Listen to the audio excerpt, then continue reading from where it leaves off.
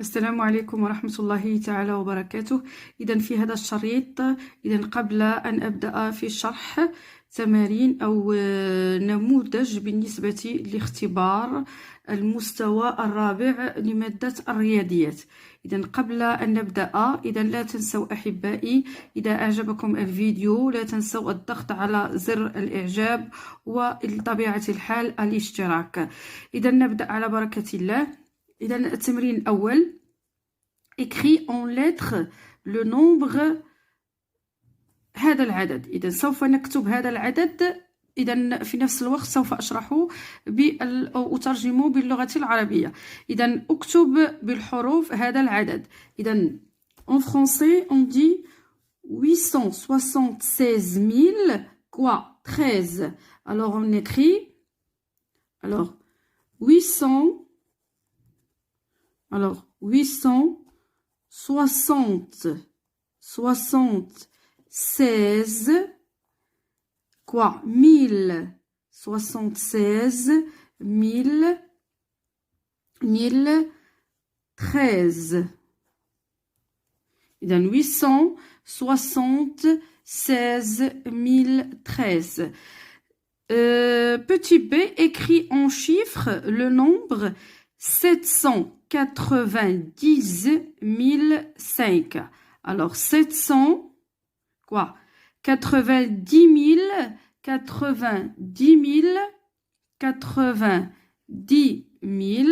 quoi 5. Alors 90 000 5. Donc 90 000, mais on a 5. Écris le nombre qui précède 760 000. Alors, qui précède ou bien on dit avant. Alors ici, c'est 759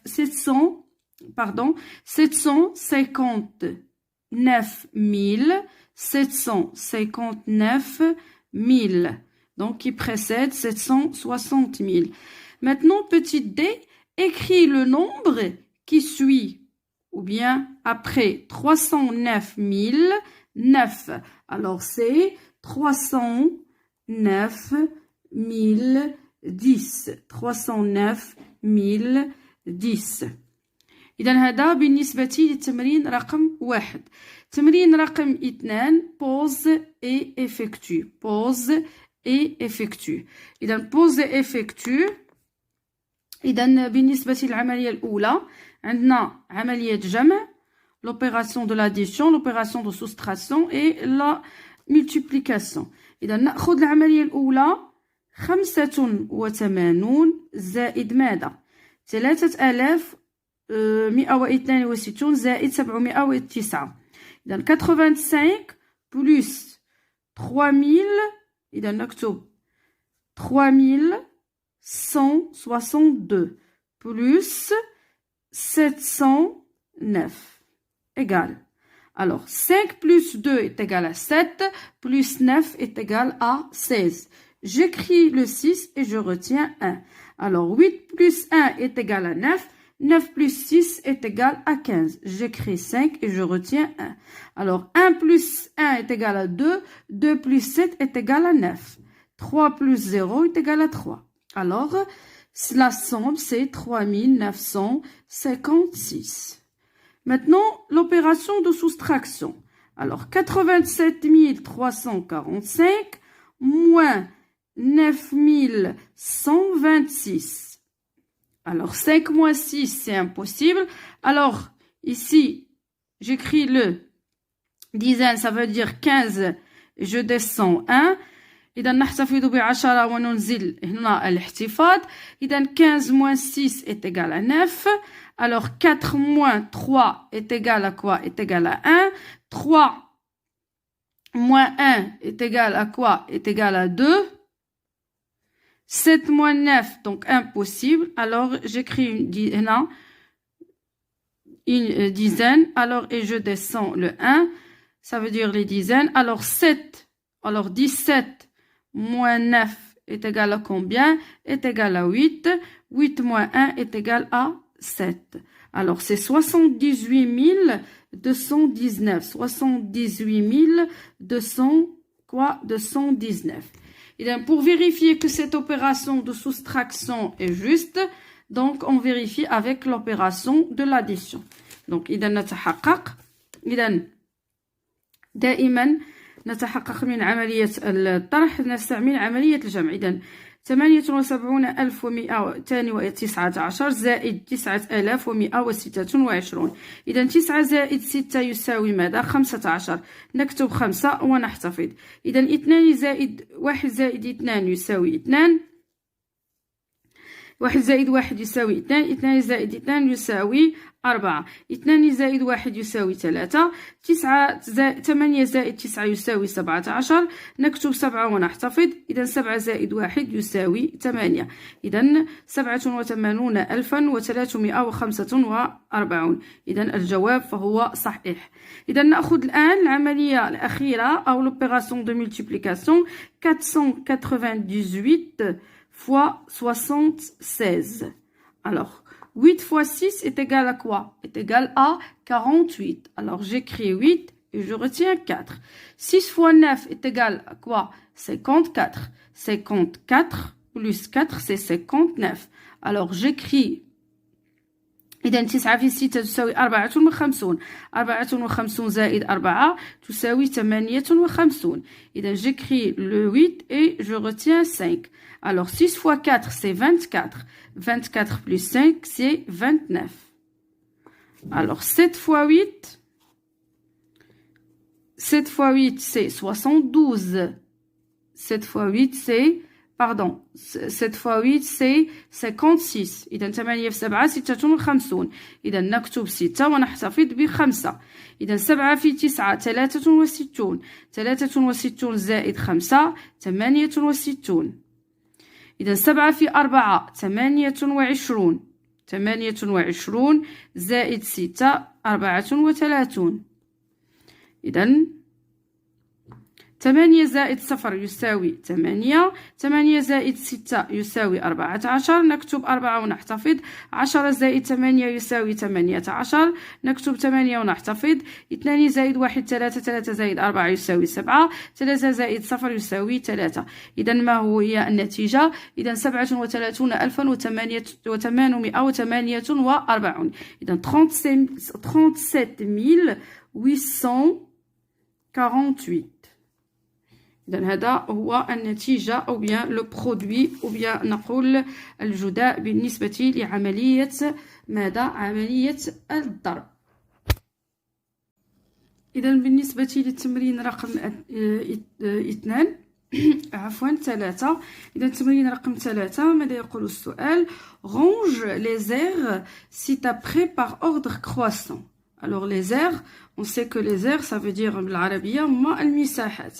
إذا المساحة نعرفها أنها تقاس بالمتر مربع. إذا ordre croissant ça veut dire du plus petit au plus grand. يعني تزايديا أو نقول تصاعديا. إذا من الأصغر إلى الأكبر. إذا لاحظوا هنا لدينا الوحدات مختلفة. إذا on a différentes unités. On a décamètre carré, hectomètre carré, mètre carré et kilomètre carré. إذا بالنسبة لي هنا قبل ما نعملوا الترتيب أو avant de ranger les nombres, il faut quoi? Il faut convertir donc au plus du plus petit. يعني هنا خصني نرتب أول شيء الأصغر وحدة. إذا بالنسبة هنا عندنا الديكامتر مربع، الهكتومتر مربع، المتر مربع والكيلومتر مربع. إذا أصغر وحدة هنا هي ماذا؟ هي المتر مربع. إذا المتر مربع إذا يجب أن نحول الأعداد كلها إلى المتر مربع، بحيث كنعرفوا جدول التحويلات هو ماذا؟ هو الكيلومتر هنا مربع، هكتومتر، ديكامتر، المتر، ديسيمتر، سنتيمتر، مليمتر. اذا هادو ما غنحتاجوهمش. اذا نحتاج فقط الى الكيلومتر والهكتومتر والديكامتر بمعنى المربع. اذا بالنسبه هنا سوف نحول جميع الاعداد الى المتر مربع لكي نرتب.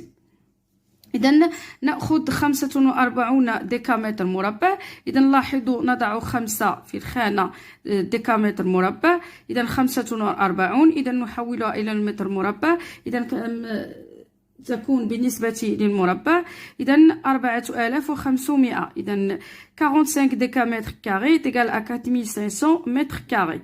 إذا 74 hectomètres carrés, combien de mètres carrés? Donc ici c'est 740 000 mètres carrés. 3 kilomètres carrés, combien de mètres carrés? Donc c'est 3 millions.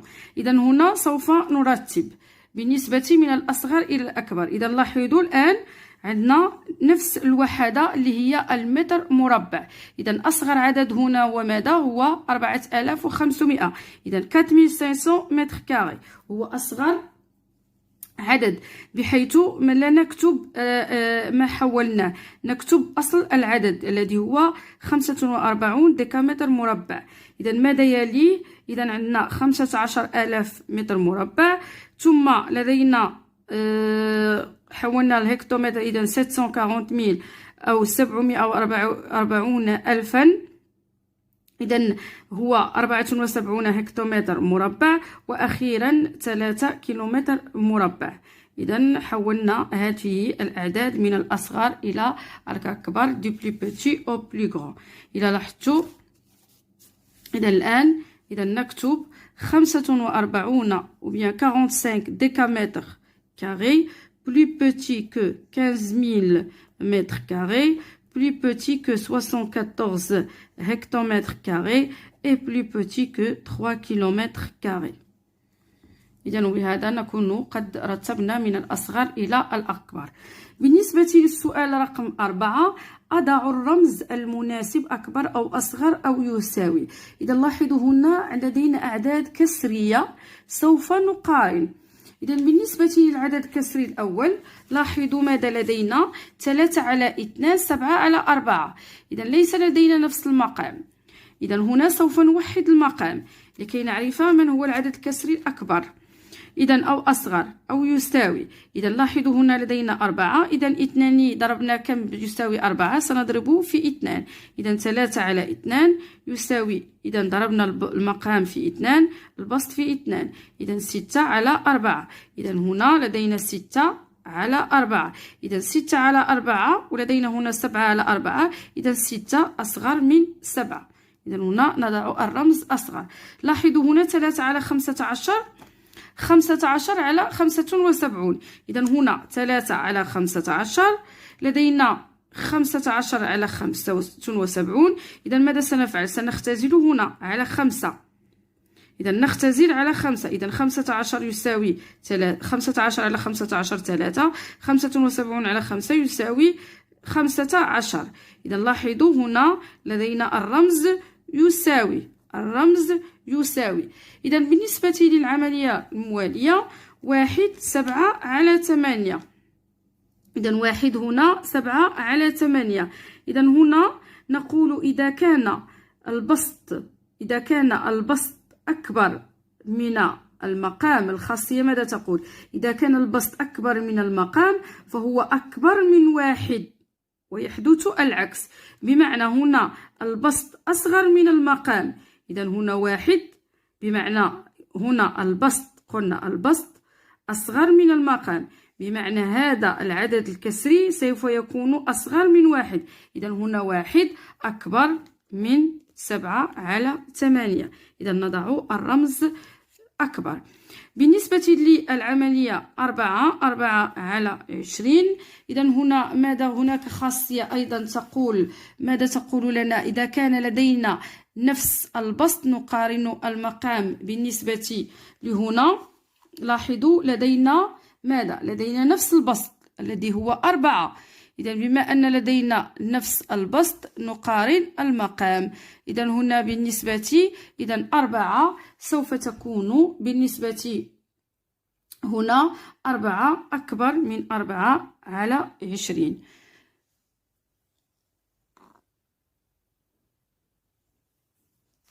إذا نكتب الرمز أكبر.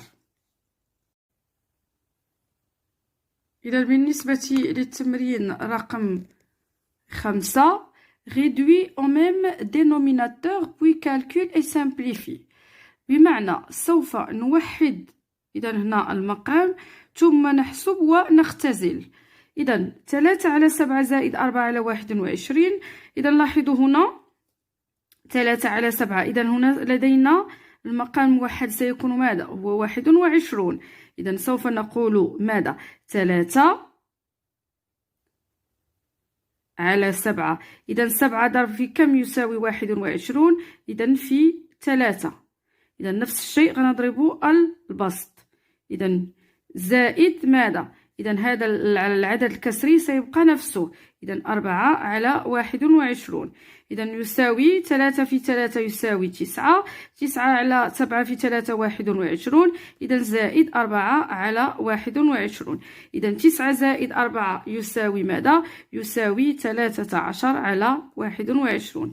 إذا هذا البسط، إذا هذا العدد الكسري إذا ممكن للاختزال. إذا 13 على 21. إذا هنا 7 على 5 زائد 3 على 8. إذا لاحظوا هنا سوف نبحث عن القاسم المشترك بينهما. إذا سيكون هو 40. إذا 7 على 5 ضرب في ماذا؟ إذا نضرب هنا في 8 بنسبة 5 في 8. إذا 7 في 8 زائد ماذا؟ 8 في 5 3 في 5. إذا 7 في 8 يساوي 56 على 7 في 8 يساوي 40 زائد ماذا؟ 3 في 5 يساوي 15 زائد ماذا؟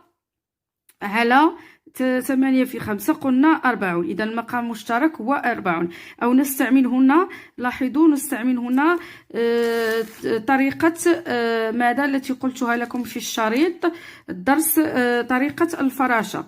إذا 7 على 5 زائد 3 على 8. إذا يمكن أن نستعمل هنا طريقة الفراشة. إذا لاحظوا معي، إذا طريقة الفراشة. إذا 5 في 8 40.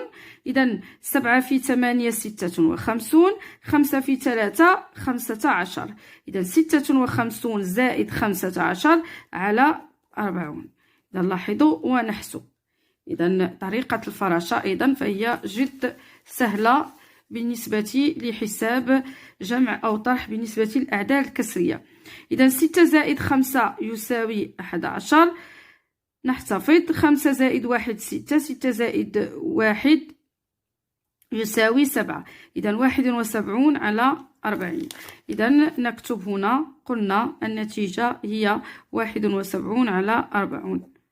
إذا هنا أيضا لا يمكن أن نختزل. بالنسبة للعملية الأخيرة 19 على 14 ناقص 1 على 2. إذا هنا لاحظوا لدينا طرح. إذا 14. إذا ما هو القاسم هنا أو المضاعف المشترك؟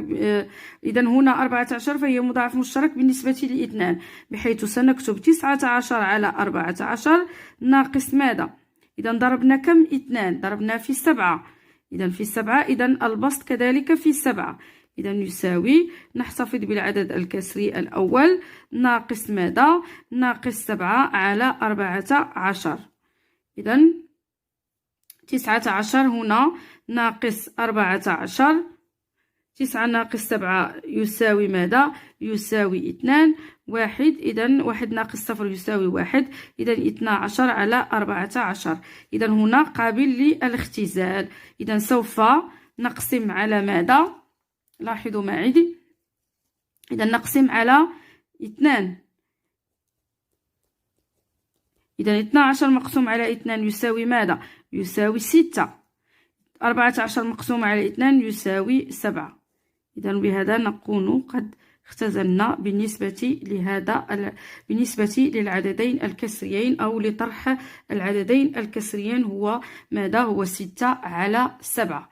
إذا بالنسبة للتمرين رقم 6، écris les multiples de 6 compris entre 159 et 172. Alors, quels sont les petits b? On a écrit les diviseurs de 25. Ça veut dire هنا غنكتبوا مضاعفات 6 اللي محصورة بين 159 و 172. إذا هنا المضاعفات ستكون، إذا هنا قاعدة التي تقول مضاعفات 6 هي ماذا؟ هي مضاعفات 2 و 3 في نفس الوقت. إذا ماذا ستكون لدينا؟ 162. وأيضا ماذا لدينا؟ 168. إذا لاحظوا، إذا أخذنا 6 زائد 2 يساوي 8، 8 زائد 1 9. إذا هنا نلاحظ بأن ماذا؟ بأنها من مضاعفات إذا 6. إذا فهي محصورة بين 159 و 172. Écris les diviseurs de 25. إذا هنا سوف نكتب قواسم 25 هي ماذا؟ هي 1. ماذا؟ أيضا 5. إذا 25 مقسوم على 5 هي 5، و25 مقسوم على 1 هي 25، وأخيرا 25 مقسومة على 25. إذا les diviseurs c'est 1, 5 et 25.